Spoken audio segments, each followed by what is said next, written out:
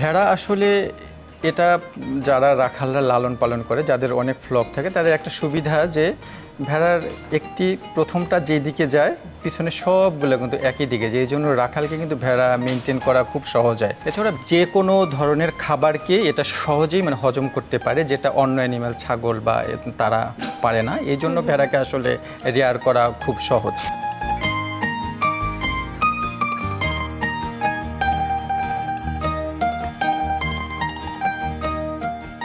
এই মুহূর্তে কি আমরা তাহলে ফাইনাল আউটকামটা দেখছি যে দেশির সাথে ক্রসের পরে আসলে কি রেজাল্ট আসছে? হ্যাঁ, আমাদের দেশির সাথে যে প্যারেন্ডালের যে আমাদের ক্রসব্রেডটা আছে সেটা হচ্ছে এটা, এই যে প্যারেন্ডাল ক্রসব্রেডটা।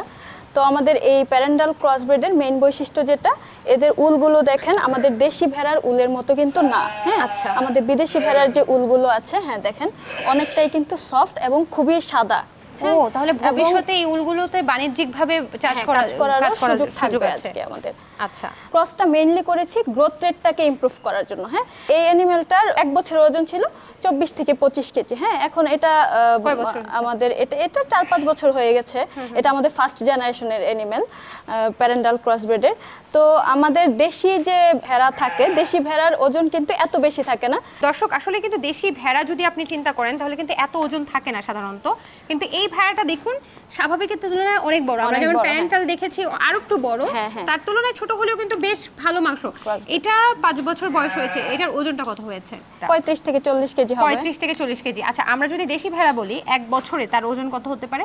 দেশি ভেড়ার ওজন 15 থেকে 16 কেজি হয় 1 বছরে। 15 থেকে 16। দেশি খামারের যে অ্যানিমেলগুলো আছে সেগুলোর হচ্ছে উল্টা একটু ব্রাউনিশ হয়, আর এটা একটু বেশি সাদা টাইপের হয়, যে আমাদের প্যারেন্ডালের যেটা দেখেছেন আপনারা একদম সাদা উল সেরকম আর কি, এবং উলটা অনেক বেশি হয়। ডরপারের ক্ষেত্রে কিন্তু ডরপার ক্রসব্রিডটা নিয়ে আসে। ডরপারের সাথে এখন দেশি ক্রসব্রিডটা আমরা দেখতে যাচ্ছি দর্শক।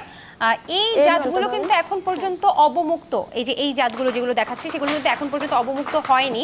এগুলো মূলত এখনো গবেষণা কার্যক্রম চলমান, এবং কতগুলো জেনারেশন শেষ হলে, এখন তো 3rd জেনারেশন চলে, কতগুলো জেনারেশন শেষ হলে আপনারা অবমুক্ত করবেন জাতটাকে? 6 থেকে 7 জেনারেশন গেলে আমরা হচ্ছে এটাকে করব। তবে আমাদের একটা ফিল্ড ট্রায়াল চলছে। আচ্ছা, আমরা আগে এটা সম্পর্কে একটু জানি, তারপরে ফিল্ড ট্রায়ালটা শুনবো। এটা কোন জাত? এটা আমাদের ডরপার কাছে চলে আসেন। ডরপার ক্রসব্রিডের হচ্ছে, বাবা এটা তো অনেক শক্তিশালী হয়েছে। এটা ডরপার ক্রসব্রিড, এটারও উল অনেক বেশি হয়। তবে ডরপারের যেটা হয় যে উলগুলো কম্পারেটিভলি আমাদের যে এক্সোটিক যে ব্রিডটা দেখেছেন ওদের উল কিন্তু কম হয়। হ্যাঁ, প্যারেন্টালের উল একটু বেশি হয়, সাফোকের উল অনেক বেশি হয়, কিন্তু ডরপারের উলটা একটু কম হয়। তবে ক্রসব্রিডে যেটা হয়েছে যে আমাদের দেশি ভেড়ার সাথে ক্রস করার ফলে যে উলটা একটু কোর্স আসে, ফাইন উল আসে না আমাদের। তবে এই ক্ষেত্রেও মানে আমাদের মিট পারপাসের জন্য যেটা করা, গ্রোথ রেটটা অনেক ইমপ্রুভ হয়েছে। হ্যাঁ, ডরপারে আরেকটা আমরা অ্যানিমেল নিতে পারি, এই অ্যানিমেলটা নিতে পারি আমরা। আরো একটা নিয়ে আসি আমরা, ডরপারে আরেকটা দেখাতে চাচ্ছি। ভাই আপু, আপনি যদি আমাকে একটু বলতেন যে এই যে ডরপারের সাথে যে ক্রস, সেটার আসলে প্রয়োজনীয়তাটা কি? আসলে আমরা তো শুধু ডরপারও পালন করতে পারি, কেন ক্রসটা পালন? শুধু ডরপার যেটা আছে, তো এক্সোটিক অ্যানিমেল যেটা হয় যে আমাদের দেশের যে ওয়েদার, হ্যাঁ আমরা ডরপার বা প্যারেন্টাল যেটাই বলেন, এগুলো হচ্ছে টেম্পারেট রিজিয়নের অ্যানিমেল, একদম মানে শীত যেসব দেশ এই ধরনের অ্যানিমেল। তো আমাদের মানে রিজিয়নের সাথে এরা খুব বেশি অ্যাডাপ্টেড হয় না আর কি।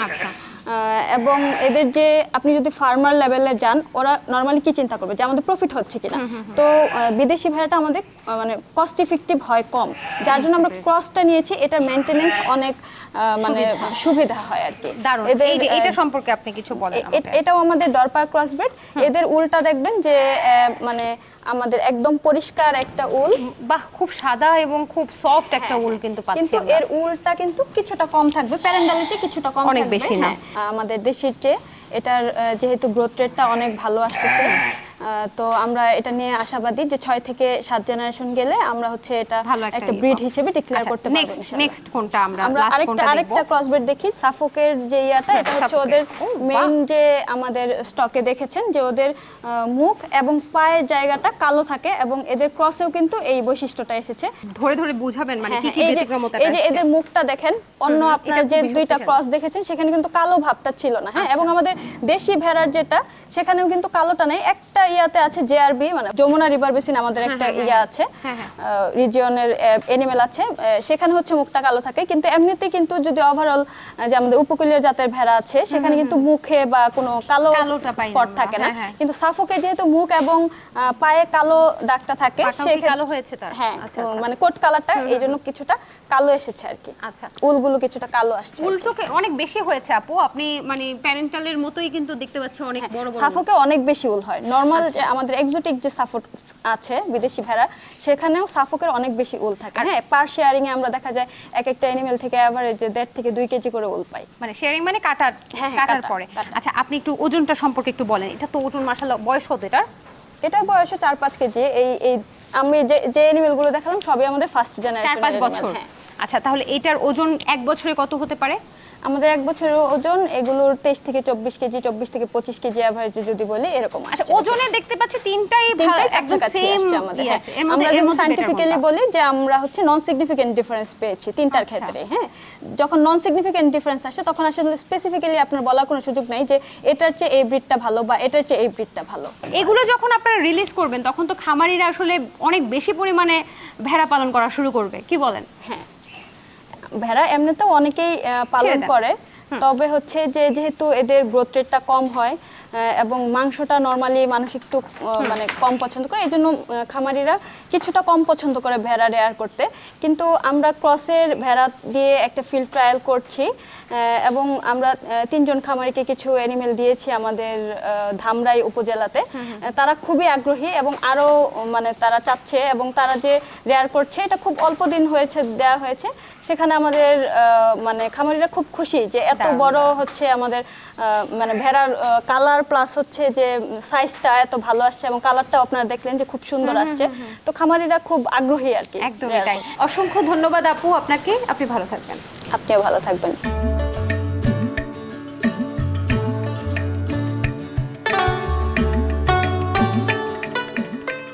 ভাইয়া, আপনার হাতেও একটা ভেড়ার বাচ্চা, আমার হাতেও একটা ভেড়ার বাচ্চা। একটু জানতে ইচ্ছে করছে মজা করে যে আসলে আমি যদি 2টা ভেড়া নেই তাহলে কতদিনে আসলে আমি খুব বেশি লাভবান হতে পারবো? আচ্ছা, 2টা ভেড়া দিয়ে আপনি যখন শুরু করবেন, যদি আপনার ম্যানেজমেন্ট ঠিকঠাক থাকে, দেখা যাবে যে বছর খানিকের মধ্যেই আপনার সেই 2টি ভেড়া থেকে আপনার 3 থেকে 4টি ভেড়া আপনি পেয়ে যাবেন।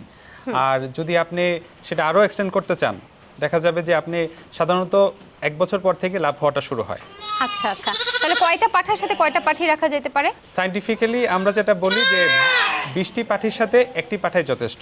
আচ্ছা। তবে আমরা ব্রিডিং এর কলিক মান ঠিক রাখার জন্য আমরা যেটা করি 10টি ভেড়ির জন্য আমরা 1টি পাঠা দিই সাধারণত। 10টি ভেড়ির জন্য 1টি পাঠা, তাহলে তো এটা খুবই কস্ট ইফেক্টিভ ইয়েস, বলা এটা যায়। খুবই কস্ট ইফেক্টিভ। আচ্ছা ভাইয়া, আর প্রথমে আমরা তো ভেড়া নিয়ে অনেক কথা বলবো, তার আগে এইখানে যে আমাদের দুটো হাতে দুটো বাচ্চা আছে, এদের বয়স কত? এটার বয়স হচ্ছে বিলো 1 উইক, আর এটা হচ্ছে 1 মাসের কাছাকাছি।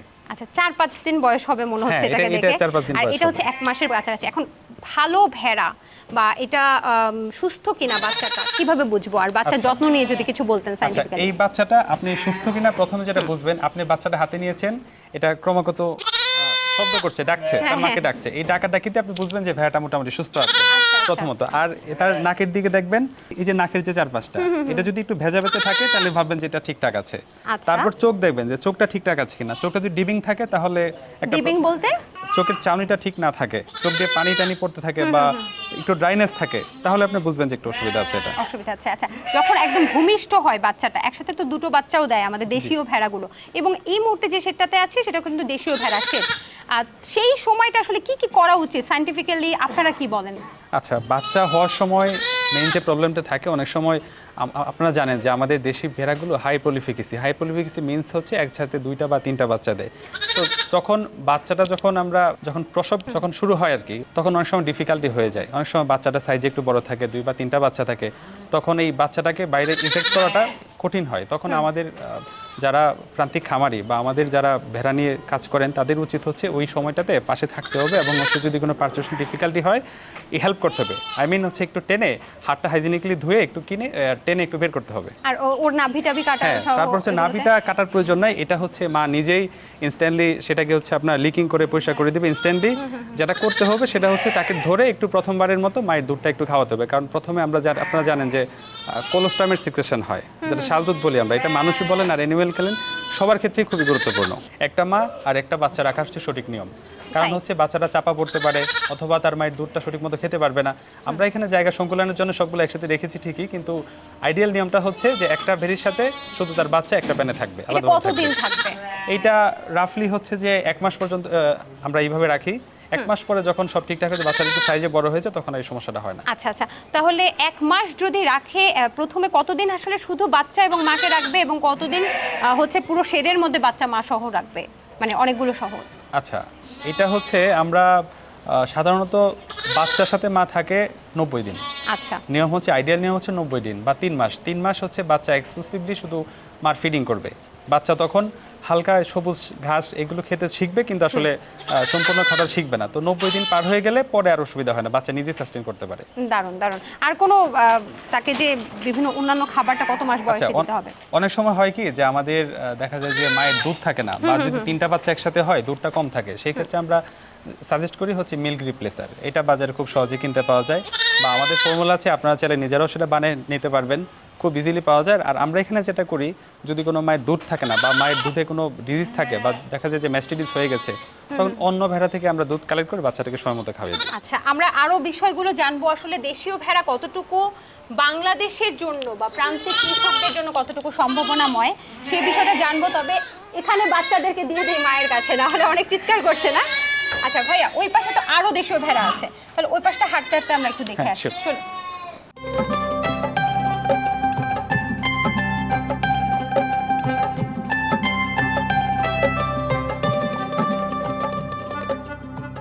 ভাইয়া, সাধারণত খামারিরা যেটা করে যে ভেড়া পালন করে, মানে দেশি ভেড়া, এই যে ভেড়ারও যে আঞ্চলিক ভেদে ডিফারেন্সিয়েট আছে বা পার্থক্য আছে, সেটা কিন্তু অনেকে বোঝে না।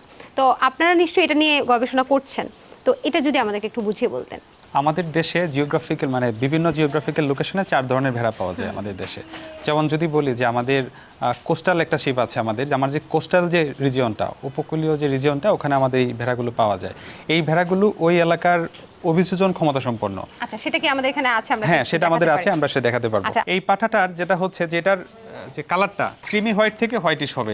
আচ্ছা। এটা কখনো ব্ল্যাক কালারে হয় না, একটু ডার্ক ক্রিম হবে, কিন্তু এটা হবে না। আবার এটা মুখমণ্ডলটা দেখেন, এটা মুখমণ্ডলটা কিন্তু বেশ লম্বাটে, আচ্ছা মুখোশটা বেশ লম্বাটে, এবং হচ্ছে কানগুলো বেশ বড় বড় থাকবে এবং কম্প্যাক্ট সাইজ থাকবে। এবং আমাদের দেশীয় যতগুলো জাত আছে তার মধ্যে এটার সাইজে সবচেয়ে বড় হয়।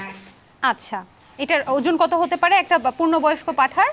20 থেকে 25 কেজি হবে। কত বছরের মধ্যে? এটা 1 থেকে 1.5 বছরে গ্রোথ এটা রেট কোন খুবই ভালো। কোস্টালের দিকে এটা? এটা হচ্ছে আপনার আমাদের ভোলা, পটুয়াখালী, বরগুনা, সন্দ্বীপ, আচ্ছা। হাতিয়া, ওই এলাকাগুলোতে পাওয়া যায় সেটা। এবং এর তো একটা খুব সুগঠিত শিং দেখতে পাচ্ছি, যেটা একদম কম্প্যাক্ট হয়ে তার মুখের সাথে লেগে আছে। এটা এটা সম্পর্কে এটা হচ্ছে ফিমেলের থাকে না, কিন্তু আচ্ছা। মেলের এটা অ্যাগ্রেসিভলি এই হর্নটা থাকে। আচ্ছা, এখন পূর্ণবয়স্ক ভালো পাঠা চেনার উপায় কি এই কোস্টালগুলোর মধ্যে? আচ্ছা, পূর্ণবয়স্ক ভালো পাঠা চেন হচ্ছে পাঠাটা খুবই ভিগোরাস থাকবে, যেমন দেখেন এটা নড়াচড়া করছে। একদম একদম ধরে রাখা যাচ্ছে না। আচ্ছা, তারপর হচ্ছে তার পেছনের পা এবং সামনের পাটা সুগঠিত থাকবে স্পেশালি। যেমন সে, কারণ পাঠা যখন প্রজনন করবে তখন তার জাম্প করতে হবে, এই জাম্পের জন্য তার আসলে পা দুইটা সুগঠিত হতে হবে এবং ভালো হাইটের হইতে হবে। এবং আচ্ছা। এই পাটার সবগুলো এটা কি height বৈশিষ্ট্য ঠিক আছে, আছে? হাইট ঠিক আছে, এবং তাছাড়া তার যে আপনার স্ক্রোটাম সেগুলো হচ্ছে অয়েল ডিফাইন্ড হতে হবে। বাহ, খুবই চমৎকার। তাহলে এটা একটু রেখে দেন এবং আপনি রাখতে থাকেন, ততক্ষণ আমি বলি যে আপনারা তো পাঠাও আসলে প্রান্তিক খামারি বা যারা খামারি আছেন তাদেরকে তো দেন। জি। তো এই ধরনের একদম সিলেক্টিভ পাঠাগুলো এটা কিভাবে দেন আসলে একটু? আচ্ছা, আমাদের এখানে আপনি যতগুলো পাঠা দেখছেন সবগুলো হচ্ছে আমরা বছরের পর বছর ব্রিডিং প্রোগ্রামের মাধ্যমে সাথে তাদের কলিক মান আমরা উন্নয়ন করেছি। আচ্ছা। মানে তার থেকে যদি কোনো বাচ্চা হয়, সেই বাচ্চার গ্রোথ রেট ভালো থাকবে, সেই ফিমেল হলে তার কোয়ালিফিকেসি ভালো থাকবে, তার বাচ্চার সার্ভাবিলিটি ভালো থাকবে। আচ্ছা, সেটা পাওয়ার উপায়টা আমরা আচ্ছা। একটু পরে জানছি। তার আগে আরো একটা পাঠা চলে আসছে, পাঠাগুলো ধরে রাখাটা খুবই আচ্ছা। মুশকিল। এটা সম্পর্কে কিছু বলুন। এটা হচ্ছে আমাদের আমরা কি বসবো? আমাদের বরেন্দ্র এলাকার যে পাঠাটা, এটা আপনি বুঝবেন কি করে যে এটা হচ্ছে দেখেন কান খুবই ছোট অথবা কান থাকবেই না। আচ্ছা, ওর তো কানই নেই। হ্যাঁ, এটা হচ্ছে দেখতে একটা পাচ্ছি স্পেশাল একেবারে কান নেই। অ্যাডাপ্টেশন বা অভিযোজন ওই এলাকার ভেড়ার জন্য। রাজশাহী, নাটোর, চাঁপাইনবাবগঞ্জ ওই আচ্ছা। এলাকাগুলোতে এই ভেড়াটা আপনি পাবেন। আচ্ছা। এবং এরা হচ্ছে যে খরাপ্রবণ যে আমাদের অঞ্চলগুলো, ওই এলাকায় খুব ভালো থ্রাইভ করতে পারে এই ভেড়াগুলো আমাদের। আর এগুলো সাইজও খুব ভালো হয় এবং হচ্ছে তাদের ফিড কনভার্সন এফিসিয়েন্সি খুব ভালো এবং তাদের আচ্ছা। প্রলিফিকেসি রেটও ভালো। এর ওজনটা কেমন হয়? এর ওজনটা হচ্ছে কোস্টাল থেকে সামান্য একটু কম। কোস্টাল যদি 20 থেকে 25 কেজি হয়, এটা 18 থেকে 22 কেজি বা 23 কেজির মতো হবে। বিশেষত্বটা কি আর কি? এর বিশেষত্ব হচ্ছে এটা কোস্টাল থেকে তার যে লিটার সাইজ বা বাচ্চা দেওয়ার হার কিছুটা বেশি। মানে এবং বছর হচ্ছে- কয়টা এরকম? এবং হচ্ছে অ্যাভারেজে হচ্ছে আপনার 1.6 হচ্ছে তার প্রলিফিকেসি। 1.6 বলতে 1.6 হচ্ছে যে আপনার একটা ভেরি গড়ে হচ্ছে 1.6টা বাচ্চা দিয়ে থাকে আর কি। আচ্ছা, এটা কি সব জায়গায় পালন করা যাবে? এটা হচ্ছে জি, এটা সব জায়গাতে পালন করা যাবে, স্পেশালি আমাদের যে জায়গাগুলোতে খরা প্রবণ বা হচ্ছে হিউমিডিটি অনেক বেশি থাকে ওই এলাকার জন্য এটা সুইটেবল। আচ্ছা, পরবর্তীতে কোনটার কথা বলবেন আচ্ছা, একটু আমরা বলেন। আমরা আরেকটা ভেড়া আছে আমাদের Jamuna river basin. Jamuna river river basin, Jamuna হ্যাঁ। বেল্ট বলতে আমরা যেটা বুঝি যে আমাদের সিরাজগঞ্জ, টাঙ্গাইল ওই রিজিয়নটাতে এই ভেড়াগুলো পাওয়া যায়, ময়মনসিংহ, জামালপুর ওই এলাকাগুলোতে পাওয়া যায়। এটাতে আপনি যেটা কমন একটা বৈশিষ্ট্য দেখবেন, এটা হচ্ছে মাথা এবং পায়ের কিছু সাইডে কালো কালো ছোপ থাকবে। আচ্ছা এটা হচ্ছে তার কমন একটা ক্যারেক্টারিস্টিক্স। আচ্ছা আর এবং হচ্ছে ওর কানটা একটু মোটামুটি বড় থাকবে, কোস্টালের মতো অতটা বড় না, কিছুটা বড় থাকবে। আর এই মুখমণ্ডলটা কোস্টালের মতো অতটা লম্বাটে না, হালকা একটু রাউন্ডিশ একটা ভাব থাকবে। বেসিক্যালি হচ্ছে এটার গ্রোথ রেটটা হচ্ছে কোস্টাল থেকে অনেকটাই কম। এই জেআরবি কেমন কম? ধরেন এটা যে ম্যাচিউর সাইজ 1 থেকে 1.5 বছরে, সেটা হচ্ছে আপনার হাইয়েস্ট হচ্ছে 21 কেজি 22 কেজি হবে 21 থেকে 22 কেজি। আচ্ছা দর্শক, এটাকে আসলে আমরা আবার রেখে দেওয়ার চেষ্টা করছি খুব তাড়াতাড়ি, এবং পরবর্তী কোনটা দেখবো আসলে আমরা? আচ্ছা, আমরা এখন গারলের যে পাঠাটা আছে, গারল বাংলাদেশে এটা গারল? কন্ট্রোভার্সিয়াল একটা অ্যানিমেল, সেটা নিয়ে একটু কথা বলতে চাই। কন্ট্রোভার্সিয়াল কেন? কন্ট্রোভার্সিয়ালটা হচ্ছে আমাদের দেশে হ্যাঁ মানুষজন যে অ্যানিমেলগুলোকে গারল মাশাআল্লাহ, বলে মাশাআল্লাহ। পালন করে বা করতে চায়, হ্যাঁ। সেগুলো অ্যাকচুয়ালি গারল না। আচ্ছা তা আমাদের যে গারল শিপগুলো, মানুষ যেটাকে বলে যে আমাদের ইন্ডিয়ান কিছু জাত বাংলাদেশে ইনভাইট করেছে, সেটা সীমান্ত এলাকাগুলোতে ইনভাইট করেছে, তাদের সাথে যে ক্রস, সেটা বিশাল বড় সাইজের হয়, সেই ক্রসগুলোকে মানুষ গারল শিপ বলে থাকে। গারল আসলে থাকে কোথায়? আচ্ছা, গারলটা হচ্ছে বেসিক্যালি আমাদের সুন্দরবনের যে রিজিয়নটা, সেখানে হচ্ছে এই গারলের অ্যানিমেলগুলোকে পাওয়া যায়। এবং গারলের একটা স্পেশাল অভিযোজন হচ্ছে এরা হাঁটু পানিতে নেমে খেতে পারে, যেটা অন্য কোনো শিপ পায় না। এটা হচ্ছে একটা কমন ক্যারেক্টারিস্টিক গারলের ক্ষেত্রে। তার মানে এতদিন আমরা যে গারলগুলো দেখেছি, বিশাল বড় বড় গারল, যেটাকে বলছে গারল খামারিরা, সেটা গারল না? না, সেটা গারল না। গারল খুবই কমপ্লেক্স সাইজ এবং আমাদের দেশীয় ভেড়ার তুলনায় গারল খুবই ছোট। এবং আমাদের এই 4টা জাত এখানে আছে, তাদের মধ্যে গারলটা খুবই কমপ্লেক্স সাইজের এবং সবচেয়ে আকারে ছোট। এবং দেখতেও কিন্তু মাশাআল্লাহ খুবই সুন্দর। এটা একটু বৈশিষ্ট্য সম্পর্কে আচ্ছা, একটু যদি বলতেন। এটা হচ্ছে খুবই কমপ্লেক্স সাইজ থাকবে এবং বাকি 3টা অ্যানিমেল থেকে এটা বেশ কিছু ছোট থাকবে এবং মুখমণ্ডলের যে লেন্থ ছোট থাকবে, আর এটা খুবই কমপ্যাক্ট সাইজের থাকবে। আর এই কালারটা হবে মিক্সচার, যেমন হচ্ছে অন্য অন্য স্বতন্ত্র ব্রিডগুলোতে যেমন একটা নির্দিষ্ট কালার থাকতো, এটা ব্ল্যাকিশ হতে পারে, এটা হোয়াইটিশ হতে পারে, বা মিক্সচার হতে পারে, বা ক্রিম কালারের মিক্সচার হতে পারে, এটা বিভিন্ন কালারে হতে পারে। তবে এটার পায়ের লেন্থগুলো থাকবে ছোট এবং খুবই কমপ্যাক্ট সাইজের একটা অ্যানিমেল এবং থাকবে। খুব বেশি লম্বাটেও না, তাই না, না? খুব বেশি লম্বাটে না এটা। না। এবং সবচেয়ে আকর্ষণীয় যে বিষয়টা দেখলাম যে এখানে ওর মুখ মাথার উপরে কিন্তু একটা চুলের মতো আছে, যেটা ওকে হ্যাঁ। দেখতে সুন্দর লাগে, এবং ওর শিংটা অনেকটা পান পাতার মতো এরকম চওড়া শিং, জি। যেটা আমি অন্যটাতে দেখিনি।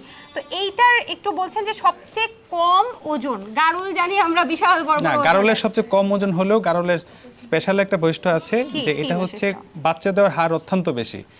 এটা বছরে আপনাকে 2বার বাচ্চা দিবে এবং প্রতিবার হ্যাঁ। 2 থেকে 3টি বাচ্চা দেবে। এটার মধ্যে হাই প্রলিফিকেসের যে জিনটা 3টি আছে, বাচ্চাও দেয়? জি, আপনারা জেনে থাকবেন যে গারল শিপ থেকেই যে এই প্রলিফিকেসির জন্য দায়ী যে জিনটা, সেটা আমাদের অস্ট্রেলিয়ার বিজ্ঞানীরা সংগ্রহ করে নিয়ে তাদের মেরিনো শিপে ইনসার্ট করেছে। এবং আগে মেরিনো একটা বাচ্চা দিত, এখন এই জিনটা দেওয়ার পর থেকে মেরিনো 2টা বা 3টা করে বাচ্চা দেয়। তাহলে তো এই ধরনের গারলটা আমাদের দেশের জন্য একটা সম্পদ। জি, অবশ্যই। আচ্ছা, এটা কি পালন করতে পারবে সব জায়গায়, যেহেতু জি, আপনি জি। বলছেন সুন্দরবনের একটা ব্রিড?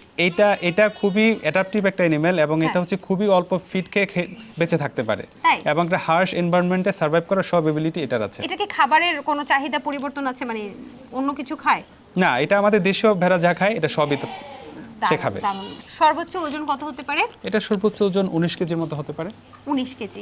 তাহলে সবচেয়ে বেশি আমি দেখলাম যে কোস্টাল এরিয়ার যেটা বললেন, জি, জি। সেটারই সবচেয়ে বেশি জি, ওজন। সেটা ভাইয়া, গ্রোথ রেটটা সবচেয়ে বেশি। আমরা তো 4 ধরনের 4 টাইপের আসলে ভেড়া দেখলাম, আমরা পালবো কোনটা? দেশীয় জাতের মধ্যে আমরা যদি বলে থাকি যে আমরা যদি কারো যদি ফ্লক দ্রুত বাড়ানোর প্রয়োজন হয়, কেউ যদি মনে করে যে আমি দ্রুত আমাদের ভেড়ার সংখ্যা বাড়ুক, তাহলে সে যমুনা রিভার বেসিন অথবা গারল শিপটা আমাদের পালন করা যেতে পারে। আর কেউ যদি মনে করে যে আমার গ্রোথ রেটটা বেশি প্রয়োজন, আমি খুব অল্প সময়ে হাই ইল্ডিং গ্রোথ চাই, তাহলে আমি বলবো যে আমাদের কোস্টাল শিপটা পালন করা যেতে পারে। আচ্ছা, ভেড়া কি আসলে আবদ্ধ অবস্থায় পালন করা সম্ভব, নাকি আসলে আধা নিবিড় বা একেবারে নিবিড় পর্যায়ে, মানে একেবারে ছাড়া পর্যায়ে পালন করা যেতে আচ্ছা, পারে? ভেড়া এই 2 ভাবেই বা 3 ভাবেই পালন করা সম্ভব। তবে যাদের অ্যাবিলিটি থাকে তারা আসলে নিবিড় পদ্ধতিতে পালন করতে পারে। তবে যাদের গ্রেজিং ল্যান্ড অ্যাভেলেবল থাকে তাদেরকে আমি বলবো যে সেমি ইন্টেন্সিভ বা আধা নিবিড় পদ্ধতিতে, সেটাই ইকোনমিক্যালি বেশি সাস্টেনেবল হবে। ভাইয়া অসংখ্য ধন্যবাদ, অনেকটা সময় দিয়েছেন আপনি। আমরা চাই যে এই ধরনের দেশীয় ভেড়া নিয়ে গবেষণাগুলো আরো বেশি এগিয়ে যাক এবং আরো বেশি সম্ভাবনার দ্বার উন্মোচন করুক। ভালো থাকুন। জি, আপনাকেও ধন্যবাদ যে আমাদের এই দেশীয় জার্মপ্লাজমগুলো মানুষের সামনে তুলে ধরার জন্য। ধন্যবাদ।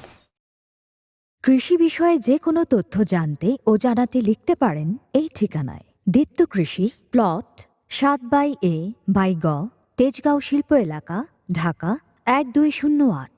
আপনারা চাইলে ইমেল করতে পারেন krishi@dipto.tv এই ঠিকানায়, অথবা ফোন করতে পারেন 0178-768-2832 নম্বরে। শুক্রবার ছাড়া প্রতিদিন সকাল 9টা থেকে বিকেল 5টা পর্যন্ত। দর্শক, এই ছিল দীপ্ত কৃষির আজকের আয়োজন। আশা করছি পুরো আয়োজন ভালো লেগেছে। দর্শক, একটা বিষয় তো বুঝতেই পারছেন যে এই যে ভেড়া, এটা কিন্তু আমাদের বাংলাদেশের চিরাচরিত রূপের সাথেই সংযুক্ত, কিন্তু এই ভেড়াটাকে জাত উন্নয়নের মাধ্যমে, অর্থাৎ আমাদের দেশীয় ভেড়া যত বেশি জাত উন্নয়নের মাধ্যমে এটাকে উন্নত জাতে পরিণত করা যাবে বা সিলেক্টিভ ব্রিডিং করা যেতে পারে, তত বেশি কিন্তু আমাদের খামারিরা লাভবান হবে। এবং প্রান্তিক খামারিদের জন্য ওই যে বললাম যে ভেড়া কিন্তু গরিবের বন্ধু। ছোট্ট পরিসরে শুরু করতে চান, ভেড়া দিয়েই শুরু করুন, দেখবেন যে 1 বছরের মাথায় আপনি কিন্তু লাভের আশা করতেই পারেন। আজকের মতো আমি সবাইকে বিদায় নিচ্ছি দীপ্ত কৃষির প্রতিবেদন থেকে, পাওয়ার্ড বাই কাজী ফার্মস।